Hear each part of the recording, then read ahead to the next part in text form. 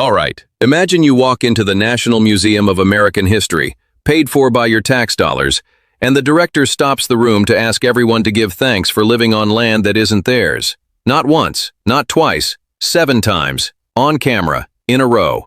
That is exactly what happened, and what you're about to see is a congressman playing that footage, live, in a congressional hearing, making the case that one of America's most iconic institutions has been quietly turned into a vehicle for a very specific political vision. One where American history isn't a story worth celebrating, it's a crime worth confessing. This isn't about left versus right, it's about who gets to define what this country is, and whether you even got a vote. Welcome everyone. Without objection, the chair may declare a recess at any time, and I recognize myself for the purpose of making an opening statement. Before I do so, I'm probably out of order here, but I have some friends of mine from the Tennessee State Senate. I've spent 12 years in that body, and they actually do a lot of great things for the great state of Tennessee. So thank you all, gentlemen and lady, for being here. You're very welcome. Good morning. We're here to find out about how a once proud American institution fell victim to ideological capture and how to rescue it. The Smithsonian Institution's National Museum of American History was opened in 1964 to instill in Americans and foreign visitors alike an appreciation of this nation's distinctive heritage and to celebrate its singular story as a beacon of freedom and opportunity. But the museum has strayed, I believe, from the original purpose for which it exists and receives federal taxpayer support. I feel like it's become infected by a woke ideology that's seeped into public displays, educational materials, and planning documents. The American story is the birth and growth of a great nation founded on powerful ideals on which we aim to fully achieve.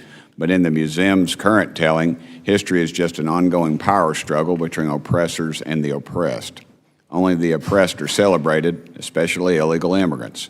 The museum promotes educational curricula that recommends teachers to avoid using the terms illegal alien and illegal immigrant, while instructing them how to use the terms gender fluidity and gender nonconforming. It hosts staff discussion groups on how museums can be used to foster social action against white privilege and heteropatriarchy. A museum display even accuses Mickey Mouse of having racist origins. The many examples of politicization of the museum are well documented in the comprehensive report the White House Domestic Policy Council recently issued on July 4th, the nation's 250th anniversary. The report makes clear that the museum's woke exhibits and materials reflect a broader vision held by the museum leadership, particularly its director, Dr. Anthea Hartig, who is here today with us. Dr. Hartig proudly takes credit for changing the museum's mission statement, which no longer uses the term American history or refers to the infinite richness of that history. The museum is now guided by an interpretive plan that ensures all topics focus on the core issues of our time. And do we want to guess what they are? Race and identity, gender and sexuality, environmental change, immigration and migrations, and economic inequality top the list. Also, a Center for Restorative Justice at the museum, created under Dr. Hartig's watch, hosted a decolonization working group to investigate historical harms that result in ongoing systematic oppression. To remove any doubt about her intentions, Dr. Hartig, in her own words, states that she views history as a prime tool of social justice. Here's a brief telling video.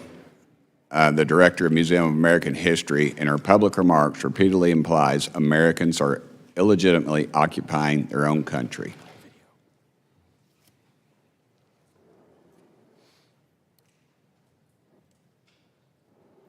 Before we begin, let us pause to acknowledge with gratitude the Native peoples on whose land we gather today.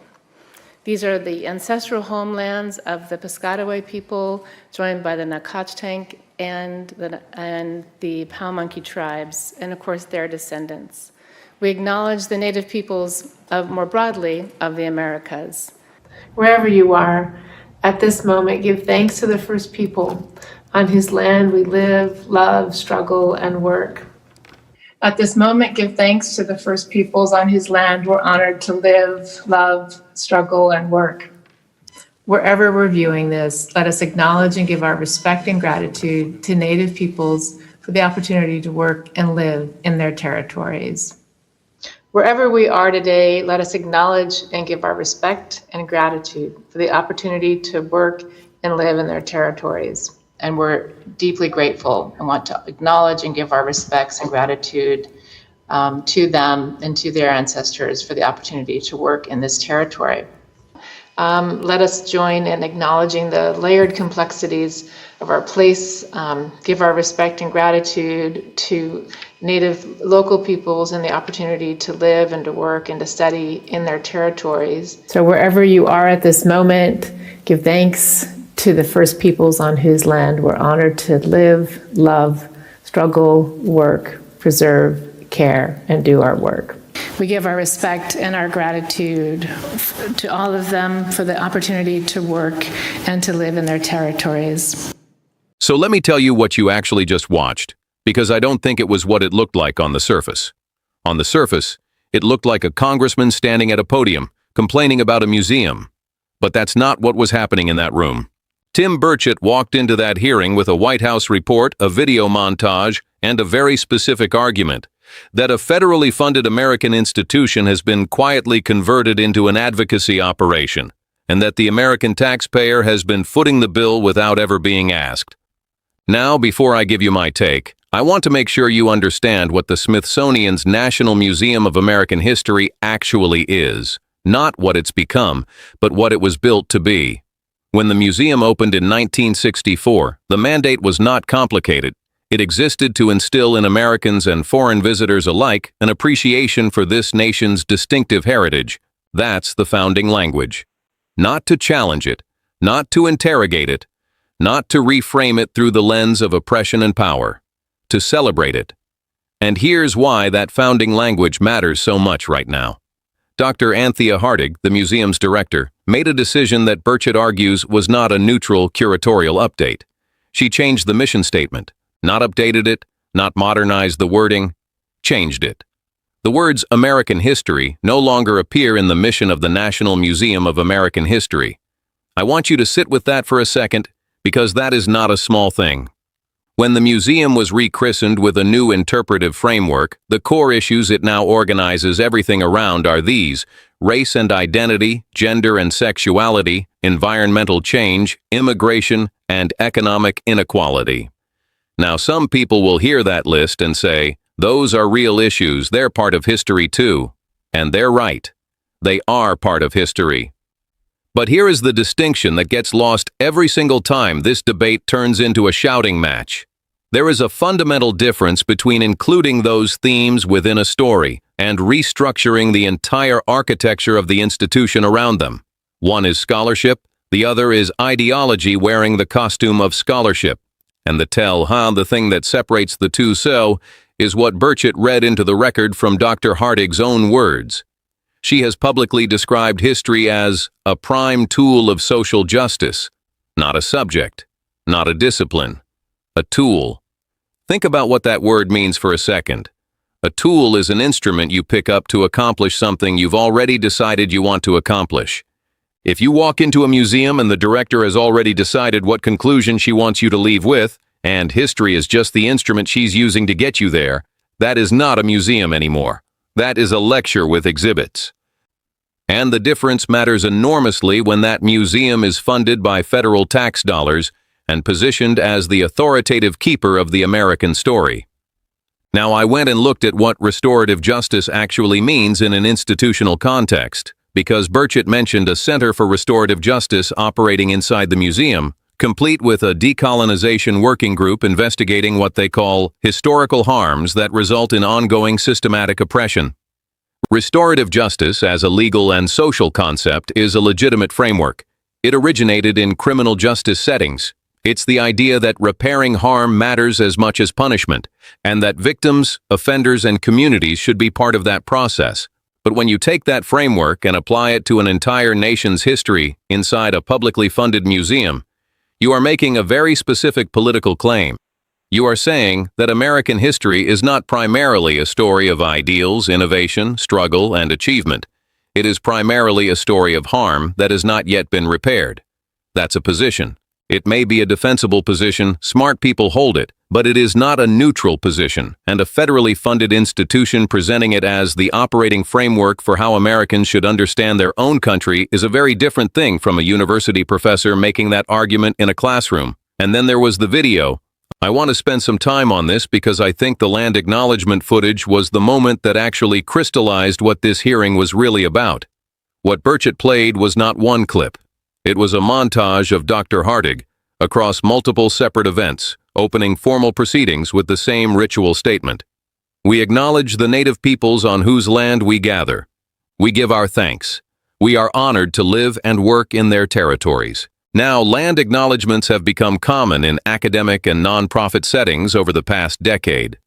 The practice comes from indigenous communities, and when it's done in an appropriate context, it carries genuine historical weight. But here is the question I couldn't stop thinking about while watching that footage. Dr. Hartig is not a private university professor. She is not a nonprofit executive spending donor money. She is the federally appointed director of the National Museum of American History, an institution that exists to tell the American story to American citizens and to every foreign visitor who walks through those doors. And when the person in that position stands up repeatedly and tells her audience to give thanks for the opportunity to live on land that belongs to someone else, she is not making a historical observation. She is making a political claim about the legitimacy of the country whose story she was hired to preserve. That's the line. That's the line that Burchett was drawing in that hearing room, and it's the line that I think most reasonable people, regardless of where they sit politically, can actually understand. You can believe that indigenous history is underrepresented in American institutions. You can believe that colonial history involved profound injustice. And you can still ask the question, is the director of the National Museum of American History the right person to be delivering a ritual that implies Americans are guests on their own soil? Those things are not mutually exclusive. And here is what I find genuinely troubling about the way this debate usually plays out. The moment anyone raises these questions, the conversation collapses into two predictable camps. One side says, this is woke indoctrination, shut it down. The other side says, this is just scholarship, you're afraid of history. And both of those responses are ways of avoiding the actual question. The actual question is this: what is the appropriate use of a federally funded public institution, and who gets to decide? Because here's the thing about public institutions that most people don't think about until something like this hearing forces the issue. Public institutions derive their authority from public trust, not from the ideology of whoever happens to be running them, not from the approval of academic peer groups, from the people who fund them and the public they're supposed to serve. The moment a museum, or a school, or a law enforcement agency, or a courtee is understood to be operating with a predetermined ideological agenda, it loses something it cannot easily get back. It loses the ability to be believed, and a museum that can't be believed is not a museum. It's a propaganda installation with better lighting. So here is the line I want you to walk away with. The problem is not that the Smithsonian is teaching difficult history. The problem is not that indigenous peoples are being acknowledged. The problem is that an institution built with public money for a public purpose appears to have been quietly repurposed to serve a specific ideological vision, and the people funding it were never asked whether that's what they wanted their money to do. That's not a conservative complaint, that's a civic one. And if you care about public institutions remaining trustworthy, regardless of which direction the ideology is pushing, then this hearing should matter to you. Because the precedent being set here is not about wokeness. It's about whether federally funded institutions owe the public they serve a neutral account of reality, or whether whoever controls the institution gets to decide what reality looks like. Democracy doesn't just survive in courtrooms and voting booths. It survives in the places where citizens go to understand who they are and where they came from. And if those places get captured by any ideology from any direction, we don't just lose a museum. We lose the shared story that holds the whole thing together. Subscribe if you want to keep following these institutional breakdowns, because this is not the last one, and the next time it happens, you should already know how to read what's actually going on.